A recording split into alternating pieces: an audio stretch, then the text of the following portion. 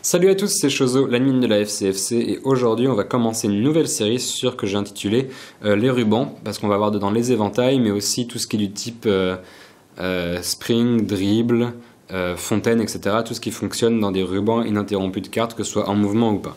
Et donc j'ai décidé de commencer avec ce jeu de Bicycle qui a un petit peu vieilli maintenant, mais qui peut encore toujours faire des éventails corrects. J'ai décidé de vous montrer l'éventail au pouce d'abord, en commençant par un éventail très moche. Voilà, ça c'est à peu près un éventail au pouce correct. Comment est-ce qu'on reconnaît un éventail au pouce correct? Le but c'est d'avoir le moins de cartes dans le paquet qui est ici et d'avoir un espacement à peu près égal partout. Je suis pas très fort en éventail, mais ça c'est à peu près quelque chose dont vous pouvez être content. Voilà, donc de ce côté-là ça fait ça. Vous pouvez évidemment éventailler des deux côtés, ça peut faire des choses jolies, encore que souvent ça c'est un display assez sympa. Enfin bref. Voilà. Comment est-ce qu'on fait cet éventail au pouce? Alors, le grip, comme d'habitude, est critique. Pour bien positionner, vous pouvez partir de votre tenue de donne et vous allez mettre vos cartes ici. Alors ici, ça veut dire quoi? Ça veut dire que vous tenez ça surtout entre ces trois doigts-là. Le pouce doit être au-dessus, à peu près, si vous avez des bikes, à peu près au niveau de ce cœur-là. Ok, et donc derrière vous tenez ça comme ça. Les autres doigts supportent. C'est à peu près ici donc. Ok, alors c'est très important que tout ce qui va se faire après est dans un seul mouvement fluide. Ok, c'est-à-dire qu'il y a deux étapes dans l'éventail au pouce. Il y a cette étape-là et celle-là.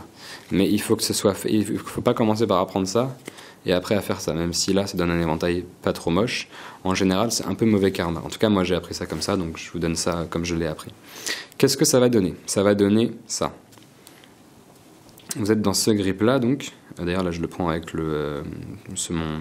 mon annulaire, excusez-moi, touche, mais c'est pas très grave.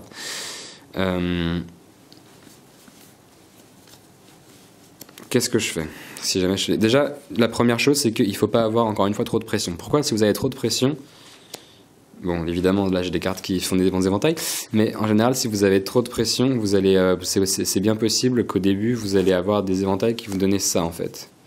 C'est-à-dire, si je réussis à faire vraiment un mauvais éventail, ce serait bien, voilà, ce genre de choses. C'est-à-dire des cartes, des éventails où vous avez beaucoup de cartes à la fin. C'est pas ça que vous voulez.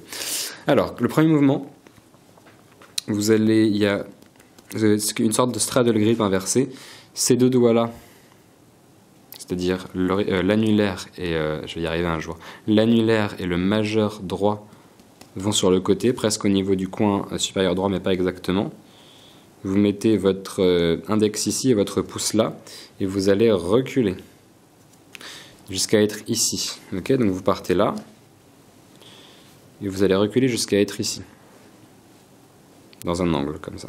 Donc là, par contre, c'est normal que votre coin soit en contact avec l'annulaire, yes, avec l'annulaire gauche. Et une fois que vous êtes ici, c'est votre pouce, d'où le nom éventail au pouce, qui va éventailler. Alors, le but, c'est que plus vous éventaillez, plus il faut relâcher la pression pour que les cartes puissent s'éventailler. C'est-à-dire que votre pouce va prendre, vous voyez, comme vous faites ce mouvement-là, et votre pouce, il est ici. Et le but, c'est donc que si vous relâchez la pression au fur et à mesure, normalement, si j'augmente la pression, vous voyez que là, j'ai du mal à le faire. Si jamais... C'est ça dont je vous parlais tout à l'heure. C'est ce genre de choses. Il ne faut pas d'effort. Un bel éventail, c'est un éventail qui a été fait sans effort. Donc vous êtes ici.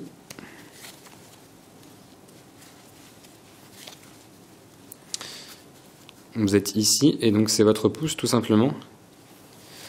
C'est beaucoup d'expérimentation personnelle, les éventails, donc je ne peux pas vous donner énormément de conseils, d'une part parce que je ne m'y connais pas beaucoup, d'autre part parce que ça devient vraiment de la mémoire musculaire au bout d'un moment.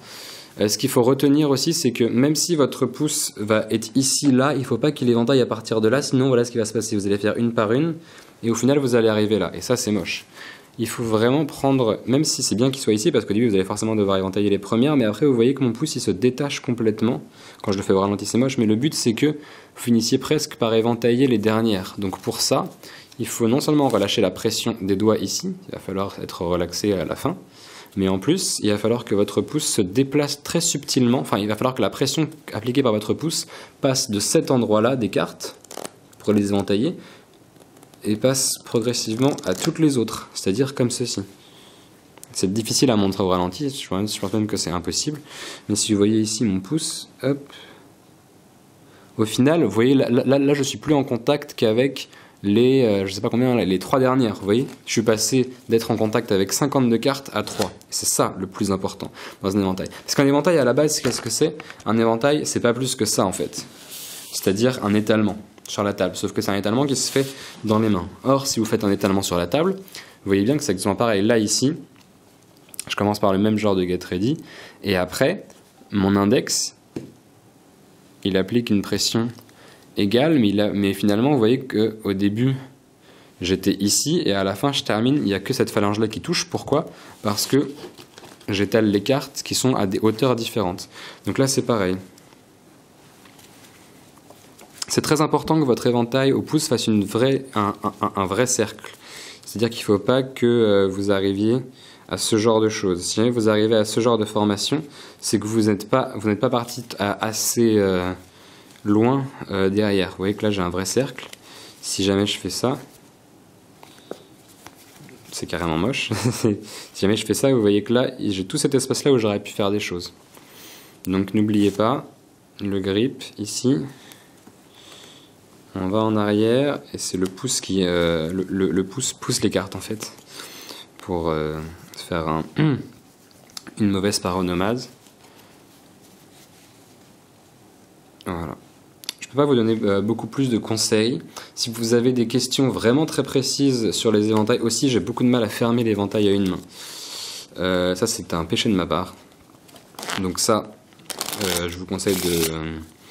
Écoutez, je vais faire des recherches là-dessus, mais si quelqu'un, je pense qu'il y a des gens qui savent le faire quand même sur FCFC.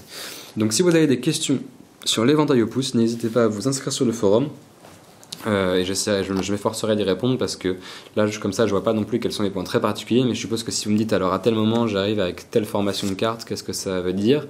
Bon, là, je pourrais vous répondre. N'oubliez pas que les éventails, c'est énormément de travail pour pas grand-chose, c'est ça le problème. Si vous voulez avoir vraiment des beaux éventails, il faut travailler dessus régulièrement, et avec des jeux, c'est ça aussi le problème par rapport aux coupes, il vous faut des jeux neufs, il vous faut des jeux qui glissent bien, c'est-à-dire que il vous faut si jamais votre jeu glisse tout seul comme ça, et à peu près fluidement une carte par une carte, ça va. Ce que je vous conseille de faire, c'est dans votre petite collection de jeux, si vous en avez une, destiner certains jeux de cartes spécifiquement aux éventails. C'est pas le cas de celui-là, mais lui ça fait un petit bout de temps que je l'ai pas touché, donc il a récupéré des forces. Mais si vous avez genre 3 jeux juste dédiés aux éventails, et vous échangez entre chaque jeu pour pas les fatiguer trop, ça devrait aller. Mais évitez, si vous avez un jeu avec lequel vous pratiquez beaucoup les coupes toute la journée et qui prend votre sueur toute la journée, et c'est très bien, ça veut dire que vous travaillez, évitez de faire des éventails avec, pour commencer en tout cas, parce que ça va peut-être vous frustrer un peu. Il vous faut le jeu le moins collant possible. Donc un jeu au sortir de sa boîte qui est tout neuf, en général, ils éventaillent bien. Ça, c'est ce genre de formation là que vous voulez avoir. Donc une dernière fois, on pose ici, le pouce vient là, 1, 2, c'est en 2 temps. Et il s'agit d'une pression très... c'est la même pression, même si je relâche ici, le pouce applique la même pression un petit peu partout, sauf que il commence par éventailler les cartes qui sont ici, et au fur et à mesure, il se déplace pour finalement toucher plus que les dernières. Et comme d'habitude, quand je le fais lentement, c'est moche. Donc je vais vous le refaire une dernière fois.